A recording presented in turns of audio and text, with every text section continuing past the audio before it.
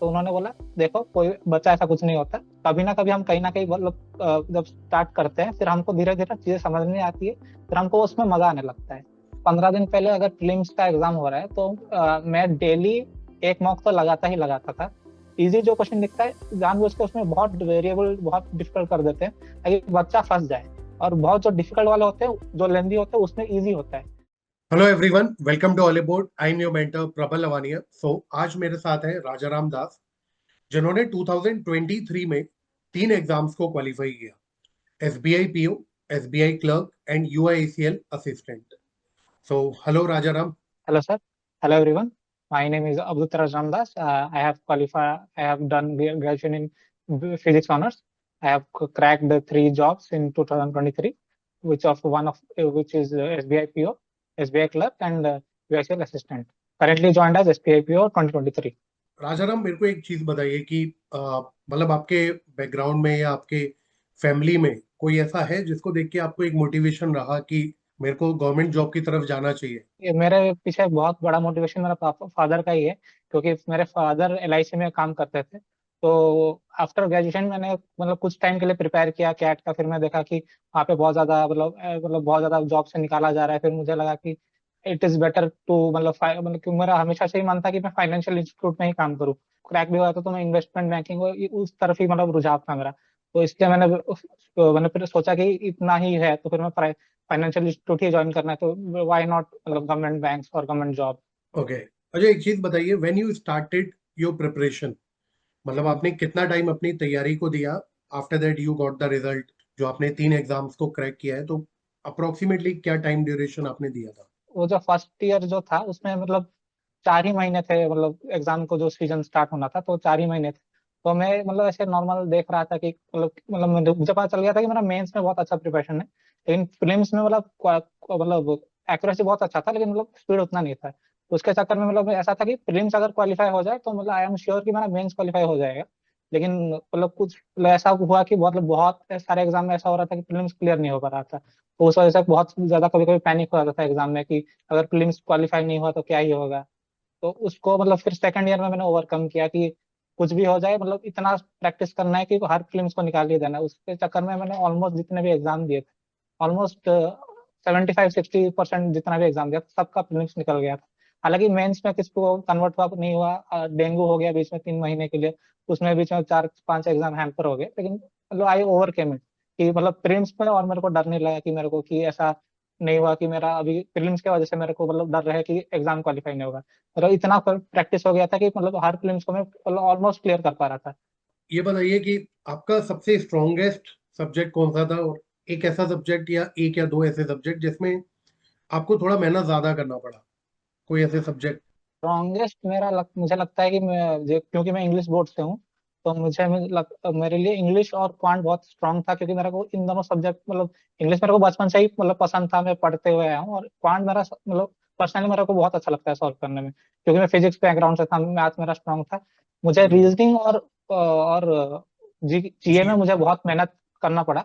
जीए एक टाइम के बाद फिर मतलब स्टार्टिंग स्टार्टिंग में मेरे को बहुत हिचक झिझक हो रहा था कि इतना सारे फैक्ट्स है फिगर्स है कैसे याद रखूं। वो फिर धीरे धीरे जब मतलब उस टाइम में आदित्य सर थे शायद जो उन्होंने जीए पढ़ा रहे थे, तो उन्होंने स्टार्टिंग में उन्होंने बोला कि देखो ऐसा कुछ नहीं होता, करते जाओगे तो अच्छा लगने लगेगा, चीजें कनेक्ट होंगी, फिर मजा आने लगेगा। करेक्ट। फिर at the end of the मतलब जब तक मेरा प्रिपरेशन खत्म होने लगा तो मुझे जीए पढ़ने में मजा आने लगा। लेकिन सबसे ज्यादा मुझे प्रॉब्लम रीजनिंग में हो रहा था, मतलब उसको मैंने काउंटर एक्ट कर दिया, वो एवरेज मतलब मार रखे, लेकिन मतलब मुझे सबसे ज्यादा प्रॉब्लम रीजनिंग में हो रहा था। जब आप मतलब तैयारी कर रहे होंगे तो कहीं ना कहीं मेरे पास भी बहुत सारे मैसेजेस आते हैं, और लाइव चैट में भी बच्चे पूछते हैं। Mock test heart and soul है आपकी प्रिपरेशन की। मतलब जब हम मॉक टेस्ट की बात करते हैं तो विदाउट मॉक टेस्ट पॉसिबिलिटी नहीं है सिलेक्शन की। तो क्या स्ट्रेटेजी थी आपकी मॉक टेस्ट को लेकर, चाहे वो प्रीलिम्स हो या मेंस हो? प्रीलिम्स का अगर आपका एक स्टैंडर्ड ऑफ आ गया है, क्योंकि जब आप प्रीलिम्स का मॉक देने लगोगे तो जब आपको समझ में आ जाए कि 90 परसेंटाइल या 95 परसेंटाइल प्लस आपका ऑलमोस्ट ऑलमोस्ट 90% टाइम रह रहा है, तो आपका प्रिपरेशन अच्छा हो गया है। तो आपको फिर उसके बाद आपको मतलब आपको स्टेटस को मेंटेन करना होता है कि आपको बस मतलब जितना पढ़ रहे हैं आप प्रीलिम्स के लिए उतना पढ़ते जाइए। बस आप उसको मतलब टच में रहिए कि एक एक या 2 दिन में एक प्रील का मॉक्स लगा दिया, क्योंकि मतलब उस प्रीलिम्स का मॉक लगाने से ये होगा, आपका आदत नहीं छूटता, आपका क्वेश्चन सिलेक्शन और आपका स्पीड, आपका आपका जो टेक्निक होता है वो आपका रिफाइन होता है, क्योंकि आप डेली प्रैक्टिस कर रहे हैं। और मेंस का मैं आपको ये बोलूंगा कि अभी अगर आप नए हैं तो मंथली एक दीजिए, अगर आप मतलब उसमें कंफर्टेबल नहीं है तो पहले सारा मतलब मटेरियल कंप्लीटली पढ़िए। अगर फिर आप थोड़ा रिफाइंड हो जाए, मेन से थोड़ा मतलब एडजस्ट हो जाए, फिर उसके बाद वीकली या फिर वीकली एक या दो मॉक्स लगाइए, जिससे कि आपको अपना स्टैंडिंग पता चले आप कहाँ पे खड़े हो और किधर अपना किधर कहाँ पे चेंज करना है उसको। मतलब सिर्फ मॉक ही नहीं देना है, मॉक को एनालाइज भी करना है सही से कि आप कहाँ पीछे छूट रहे हो, किसमें आपका कोई कहाँ पे आपका वीक एरियाज है, कहाँ पे स्ट्रॉन्ग एरियाज है, कहाँ पे आपको फॉर्मूला चेंज करने की जरूरत है, कहाँ पे थोड़ा स्ट्रेटेजी चेंज करने की जरूरत है। ये बहुत मतलब क्योंकि मेंस में टाइम ज्यादा होता है, क्वेश्चन कम होते हैं, तो आपको फिर उसके हिसाब से आपको चूज करना होता है कि कौन सा बिल्कुल क्वेश्चन छोड़ने हैं, कौन सा लीव कर सकते हैं, कौन सा आपका स्ट्रॉन्ग होल्ड है जिसको आप लग के बिल्कुल। सॉल्व कर सकते हो। नहीं, ये बात आपने सही कही। Mains is all about selection of questions. आपको क्वेश्चन के सिलेक्शन पे चीजें बहुत डिपेंड करती हैं। एक कहीं ना कहीं शुरुआत में हो सकता है आपने भी ये चीज हम्म, फेस करी होगी, जब आप तैयारी कर रहे होंगे तो प्रीलिम्स के टाइम पे हो सकता है एक टाइम पे हम सिर्फ प्रीलिम्स पढ़ते रहते हैं, मतलब प्रीलिम्स की ही तैयारी कर रहे हैं। जब तक प्रीलिम्स का एग्जाम नहीं हो जा रहा तब तक हम प्रीलिम्स पढ़ रहे हैं, और फिर प्रीलिम्स का जब रिजल्ट आता है उसके बाद 15 दिन 20 दिन एकदम मेंस को पढ़ना शुरू करते हैं। तो आपकी क्या स्ट्रेटेजी थी? मतलब जब आप प्रीलिम्स पढ़ रहे थे तो जीए वाले सब्जेक्ट है, मतलब मेंस के लिए मेन जो टॉपिक है वो तो जीए ही है, जिसमें सबसे ज्यादा बच्चा परेशान होता है। तो आप प्रीलिम्स के साथ कैसे मेंस की तैयारी को लेके चल रहे थे, या कैसे मॉक टेस्ट वगैरह लेके चलते थे मेंस के प्रीलिम्स के साथ? क्योंकि हाँ, इसके लिए मैं बोलना चाहूंगा क्योंकि मैं कैट का प्रिपेयर किया था। तो कैट का जो भी मतलब जो कंटेंट रहता है वो बहुत मतलब मेंस से ज्यादा सिमिलर रहता है, तो मुझे पता था बिल्कुल कि मेरा एक्यूरेसी बहुत अच्छा है, मेरा मेंस का लेवल का प्रिपरेशन है। फिर भी मैंने ऐसा नहीं किया कि मतलब प्रीलिम्स का क्वेश्चन कर रहा हूँ तो उसके साथ साथ मेंस को लेकर चलता था कि कभी भी कुछ मतलब डेली करंट अफेयर करना ही करना है, डेली जीए करना ही करना है, चाहे कुछ भी हो। मतलब एक टीचर पकड़ो जिससे आप ज्यादा मतलब यूज टू हो, जिससे आप चीजें समझ पा रहे हो, उस उनसे डेली करंट अफेयर देखना है। हो सके तो आप वीकली या फिर मंथली मतलब कीजिए। अगर हो सके तो दो तीन फैकल्टी से और कर दीजिए, कहीं कहीं अगर गलती से कुछ छूट ना गया, क्योंकि जीए ही मेंस सब कोई इंग्लिश रीजनिंग और कौन पढ़ते हैं, ये डिसाइडिंग फैक्टर मेंस में जीए ही देता है। बिल्कुल। जिसमें जो जितना ज्यादा एज ले सकता है उसका उतना ज्यादा मतलब उतना ज्यादा सिलेक्शन के चांसेस बढ़ जाते हैं। अब मैं आपसे स्ट्रेटेजी पूछना चाहूंगा। एक तो जीए के लिए आप मेरे को स्ट्रेटेजी बताइए, क्योंकि ये सबसे बड़ा मेंस के लिए बच्चों का डर है। क्योंकि क्वांट रीजनिंग और इंग्लिश तो फिर भी प्रीलिम्स में पढ़ते हैं तो एक फ्रेंडली हो जाता है बच्चा, बट जीए एक ऐसी चीज है कि समझ में नहीं आता शुरुआत कहाँ से करें, क्या पढ़ें, कितना पढ़ें। अब क्योंकि आपने एसबीआई पीओ निकाला है, जीए के लिए मेरे को स्ट्रेटेजी बताइए क्या रही है आपकी।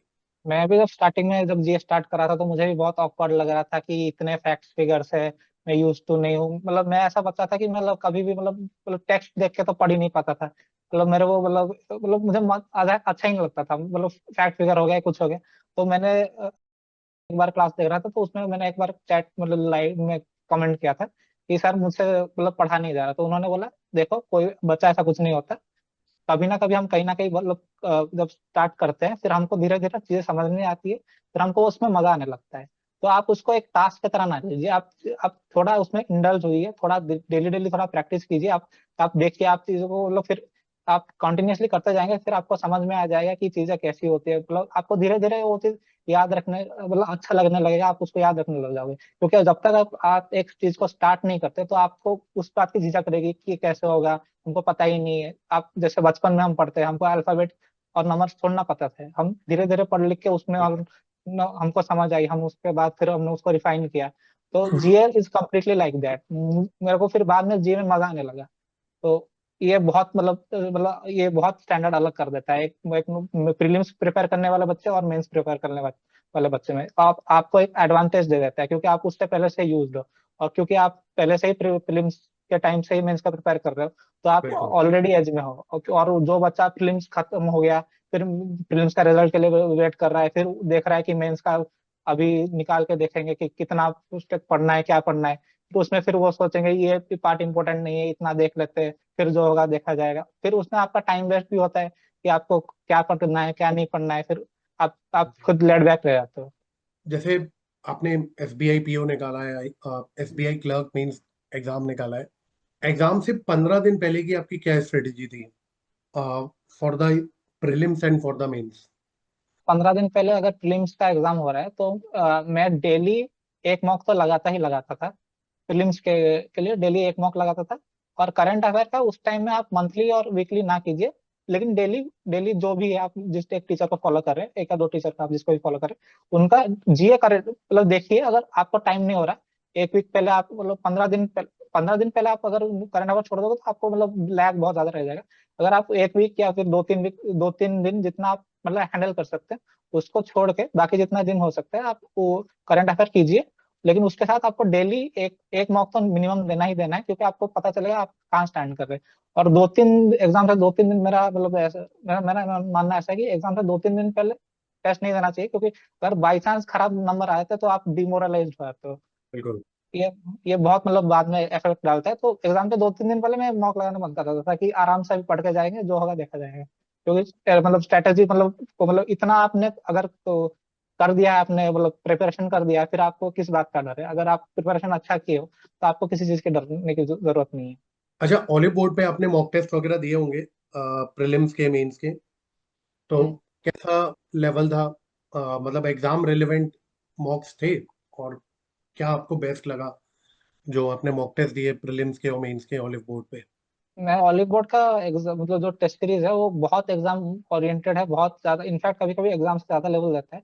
ये बहुत अच्छा होता है स्टूडेंट के लिए, क्योंकि अगर बाई चांस आपका एग्जाम में बहुत टफ क्वेश्चन पड़ गए और आपको सॉल्व भी करना नहीं आता, आपको टैकल ही नहीं करना आता, आपको पता ही नहीं है कि ये क्वेश्चन को एग्जाम में छोड़ना है या फिर अटेम्प्ट करना है, तो बिल्कुल। आपको मतलब उस टाइम में आपको एज दे जाता है। और अगर आपने पहले से ही इतना लेवल का मतलब डिफिकल्ट लेवल का क्वेश्चन सॉल्व करके रखा है, तो अगर उस टाइम में अगर मॉक मतलब एग्जाम के टाइम में आपको एक इजी मतलब इजी या मीडियम लेवल का क्वेश्चन मिल गया, तो आप पैनिक नहीं करेंगे। लेकिन अगर आप मतलब पूरा एकदम इजी क्वेश्चंस कर रहे हैं, सब स्टैंडर्ड लेवल के क्वेश्चन कर रहे हैं, तो फिर आपको ऐसा लगे आप कॉन्फिडेंस के साथ एग्जाम देने तो चले जाओगे। लेकिन अगर एक एक आध क्वेश्चन ऐसा आ गया कि आप फंस गए, तो आप मतलब उसको टैकल करने में बहुत प्रॉब्लम होगा।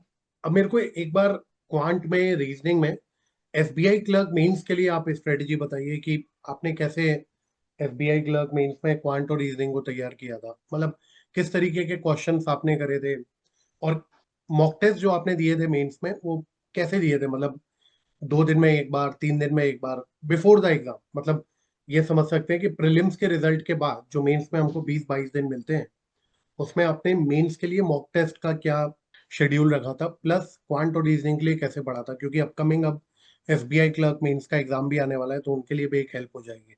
जब मेरा मुझे पता है कि मैं एग्जाम मतलब मेंस का एग्जाम लिखने जा रहा हूँ, तो फिर मेरा ऐसा स्ट्रेटेजी था कि एक दिन मेरे को मॉक देना है अच्छे से, और नेक्स्ट दिन मुझे उसको मतलब जब मेरे पास मतलब उस दिन अगर मैं एनालाइज करने बैठूँ तो मैं बहुत ज्यादा एनालिटिकल हो जाता हूँ कि ये चीज छोटी चीज कैसे गलत हो सकता है। फिर आप नेक्स्ट दिन उसको लीजिए, आप उसको अच्छे से एनालाइज कीजिए कि आपका गलती कहाँ हो रहा है। आप मतलब आप क्वेश्चन का गलत मीनिंग तो नहीं ले लिए, या फिर बोलो क्योंकि क्वेश्चन मेंस में थोड़ा सा लेंदी होता है, थोड़ा सा ट्रिकी होता है। कभी कभी आपको मतलब आप उसको गलत समझ लेते हैं, या फिर कुछ कहीं आपने पॉइंट कुछ मिस कर लिया, या फिर आपने क्वेश्चन पे ईगो पे ले लिया और सॉल्व करते रहे लेकिन आपको मिला नहीं। तो मेंस में बहुत इंपॉर्टेंट होता है क्वेश्चन सिलेक्शन। और आपको उस टाइम में आप अपना कितना कूल रख सकते हो, क्योंकि यही चीज जो है जो आपको मेंस में दिखा जाता है। क्योंकि प्रीलिम्स के क्वेश्चन तो इजी होते हैं, एक बच्चा चाहे तो सारे क्वेश्चन अटेम्प्ट कर सकता है। इजी होते हैं कि मतलब अगर टाइम का पाबंदी की वजह से कभी कभी होता नहीं है। लेकिन मेंस के क्वेश्चन ऐसे नहीं होते कि मतलब आप सॉल्व कर दोगे उसी टाइम में, सॉल्व कर दोगे। थोड़ा ब्रेनस्टॉर्मिंग की जरूरत होती है, आपका क्वेश्चन सिलेक्शन के ऊपर बहुत चीजें डिपेंड करती है, आप उस टाइम में कैसे आपने उस क्वेश्चन को टैकल किया। तो मेरा ऐसा था कि मैं हर 2-3 दिन में एक मेंस का मॉक देता था। और क्वांट और रीजनिंग के लिए मेरा ये था, जितना भी हाई लेवल के जो भी क्वेश्चन हो गया, हाई लेवल डीआई हो गया, हाई लेवल पजल हो गया, कोडिंग डिकोडिंग हो गया, जो भी मतलब जो क्वांट के जो क्वाड्रेटिक इक्वेशन बेस्ड जो भी पाई चार्ट हो गया, डीआई हो गया, वो सब करता था। तो उसमें मतलब आप उस मतलब जितना भी टफ क्वेश्चन है आप उसको 2-3 बार देख लीजिए, हैंडल कर लीजिए, तो आपको पता चल जाएगा कि क्वेश्चन सॉल्व कैसे होती है। आपको जरूरी नहीं है कि आपको उस क्वेश्चन को अटेम्प्ट करना है, लेकिन आपको पता होना चाहिए कि आप सॉल्व कैसे कर सकते हो, ताकि अगर बाई चांस ऐसा क्वेश्चन पड़ गया, फंस गया आपके हाथ में, तो आपको पता होना चाहिए कि कैसे। क्योंकि कभी कभी ऐसा एग्जाम में ऐसा क्वेश्चन जानबूझ के इजी जो क्वेश्चन लिखता है जानबूझ के उसमें बहुत वेरिएबल बहुत डिफिकल्ट कर देते हैं ताकि बच्चा फंस जाए। और बहुत जो डिफिकल्ट वाले होते हैं, जो लेंदी होते हैं, उसमें इजी होता है, लेकिन बच्चे बिल्कुल। देख के जाते नहीं, घबरा जाते हैं लैंग्वेज उसमें। कई बार इस तरीके की बनाई जाती है कि क्वेश्चन इजी है, बट उसमें हम्म। इतना लैंग्वेज वाला पार्ट है, वेरिएबल वाला पार्ट है, कि बच्चों को लगता है कि ये टफ क्वेश्चन है। सॉल्व होगा नहीं हमसे। बिल्कुल। मॉक टेस्ट के लिए जैसा आपने बताया कि मेंस के लिए जो रेगुलरिटी रहेगी वो आपने बताया। अब आते हैं इंटरव्यू पे, है ना। अब क्योंकि अभी आईबीपीएस पीओ मेंस के भी अब जब पेपर हो जाएगा उसके बाद रिजल्ट आएंगे, इंटरव्यू होगा। इंटरव्यू के लिए आपने क्या स्पेशल कुछ पढ़ा था, या फिर इंटरव्यू के लिए कुछ आपने तैयारी अलग से करी? एंड आपका जो इंटरव्यू था वो कैसा गया था, मतलब किस तरीके के क्वेश्चंस थे? अगर आप इंटरव्यू देने जा रहे हैं तो उसमें पहले जो आपको एग्जाम में इंग्लिश, क्वांट, रीजनिंग के इसका आपको चेक नहीं करेंगे। अगर आपको बिल्कुल। चेक किया सकता है तो सिर्फ करंट अफेयर्स पे, और ये मोस्टली पूछा जाता है। अगर आपका नाम यूनिक है, मतलब आपने जिस भी जगह से पढ़ाई किया है, फिर कहीं से भी पढ़े हो, उसका कुछ सिग्निफिकेंस है, उसके ऊपर पढ़ाई कीजिए, उसके ऊपर उसको थोड़ा ध्यान में लीजिए। अगर आपका नाम यूनिक है, उसके ऊपर क्वेश्चन पढ़ सकता है। आप मतलब आपके मम्मी पापा कोई मतलब स्पेसिफिक सेक्टर के हैं, उसके ऊपर क्वेश्चन पूछा जा सकता है। तो आपको अपना बायोडाटा से खुद से पता चल जाएगा कि आपको कहाँ से क्वेश्चन पूछा जाता है। जैसे मेरा नाम यूनिक है, अवधूत राजाराम दास, तो ऑलमोस्ट मेरा हर एक इंटरव्यू में मतलब फिक्स्ड क्वेश्चन ये आता था कि आपका नाम का मीनिंग क्या है। तो हम्म। ये चीज बहुत इंपॉर्टेंट रहता है। अगर आपको मतलब कम्युनिकेशन स्किल अच्छा नहीं है और आप एक्सट्रोवर्ट ज्यादा नहीं है, तो आप उसके ऊपर थोड़ा काम कीजिए कि एटलीस्ट आप फेस टू फेस एक इंसान को आई कांटेक्ट करके बात कर सकते हैं। क्योंकि मैं जितना बार भी मतलब इंटरव्यू देखने गया हूँ, देने गया हूँ, जीडीजी देने गया हूँ, तो उसमें बहुत लोग पैनिक कर जाते हैं, क्योंकि वो मतलब आई कांटेक्ट ही नॉर्मली लोग रख नहीं पाते हैं। बहुत लोग मतलब ये बेसिक चीज नहीं कर पाते लोग। अच्छा, आपका इंटरव्यू में क्या कुछ अलग क्वेश्चंस थे, या कैसे क्वेश्चंस पूछे गए थे इंटरव्यू में? हाँ, मेरा नाम के ऊपर ऑलमोस्ट हमेशा पूछा जाता है। और हम्म। पूछा गया था कि आप फिजिक्स ऑनर्स से हो, आप फिर बैंक में आना क्यों चाहते हो, तो आपको आप उसको जस्टिफाई करना है। मेरे पापा बिल्कुल। एलआईसी में थे, तो मेरे लिए इजी हो गया, क्योंकि मेरे पापा फाइनेंशियल इंस्टीट्यूट में थे, तो मुझे भी फाइनेंशियल इंस्टीट्यूट में जाने का मन है। तो लेकिन आपका मतलब आंसर ऐसा नहीं होना चाहिए कि मतलब हाफ हार्टेड नहीं होना चाहिए। मतलब आप मतलब जो जो इंटरव्यू पैनल में बैठा है वो बहुत लर्न लोग हैं, आप उनको बेवकूफ नहीं बना सकते। आपको मतलब जो भी देना है बैकिंग के साथ देना है, दिल से आंसर देना है। अगर आप ऐसा नहीं है कि मतलब आप इंग्लिश में नहीं बोल पाए तो आपको डिस्क्वालीफाई कर देंगे। आप जो हिंदी में भी बात कीजिए आप, लेकिन कॉन्फिडेंटली बात कीजिए। जो भी आप बात रख रहे हैं उसके पीछे मतलब प्रॉपर फैक्ट या फिर प्रॉपर बैकिंग होना चाहिए, जिसपे मतलब उनको डाउट ना हो कि ये तो झूठ बोल रहा है या फिर ये मतलब फिरकी ले रहा है। एट द एंड आप कोई एडवाइस देना चाहें स्टूडेंट्स को, जो लोग अब तैयारी करना शुरू करेंगे नेक्स्ट ईयर के लिए, या फिर जो अभी करंट में एग्जाम देंगे, आरआरबी क्लर्क, आरआरबी पीओ के, उनके लिए कुछ एडवाइस? एडवाइस ये देना चाहूंगा कि स्टार्टिंग से जब आप प्रिपेयर कर रहे हैं तो आप मेंस को साथ में लेके चलिए। करंट अफेयर डेली पढ़ के चलिए। मैं ये नहीं बोल रहा हूँ कि आप क्वांट और रीजनिंग का हाई लेवल का अभी से तैयारी स्टार्ट करना मतलब शुरू से स्टार्ट कर दे। आप क्वांट रीजनिंग मतलब प्रीलिम्स के लेवल तक कीजिए। फिर जैसे जैसे आपको समझना आए चीजें, फिर आप हाई लेवल में जा सकते हैं। लेकिन अगर आप करंट अफेयर को छोड़ दोगे तो आपको मतलब जब मतलब प्रिपरेशन मेंस के लिए करना पड़ेगा तो आप बहुत मतलब प्रॉब्लम में पड़ जाओगे। आप खुद फंस जाओगे, क्योंकि आपको कौन सा टॉपिक छोड़ना है, नहीं छोड़ना है, क्या करना है, इतना कम टाइम में कैसे होगा, आप बिल्कुल। पैनिक कर जाओगे। और एक चीज बोलना चाहूंगा कि आप बहुत लोगों को मैंने देखा है मतलब प्रिपरेशन के टाइम में कि बहुत टाइम दे देते हैं प्रिपरेशन को, लेकिन अपना फिजिकल हेल्थ और मेंटल हेल्थ का ज्यादा ध्यान हम्म। नहीं देते। तो अपना मतलब कुछ भी हो जाए, आप एक दो दिन में हो एक्सरसाइज कर लिया या फिर डेली कुछ वॉक में निकल गए। और ऐसा नहीं है कि आप एक ही सिटिंग में बैठ के 10-12 घंटे पढ़ रहे हैं। तो ये बहुत मतलब हेल्थ को बाद में बहुत प्रॉब्लम देता है बाद में। अब हो सके तो आप नॉर्मली मतलब कहीं जो जिम ज्वाइन कर लिए 1-2 घंटा, मतलब ज्यादा नहीं बोल रहा हूँ, 1-2 दिन में 1 घंटे का टाइम लेकर जिम कर लिया या फिर कहीं वॉकिंग कर लिए, एक ट्रेडमिल घर में लग दिया, उधर चल लिए। तो आप मेंटली भी फिट रहे, आप फिजिकली भी फिट रहे। तो आपको ये फ्यूचर में बहुत हेल्प करेगा। चलिए, थैंक यू सो मच। अवधूत से बात करके अच्छा लगा, और कहीं ना कहीं आपकी एडवाइस को स्टूडेंट जरूर फॉलो करेंगे। Thank you so much. Thank you. Best of luck. Thank you so much professor.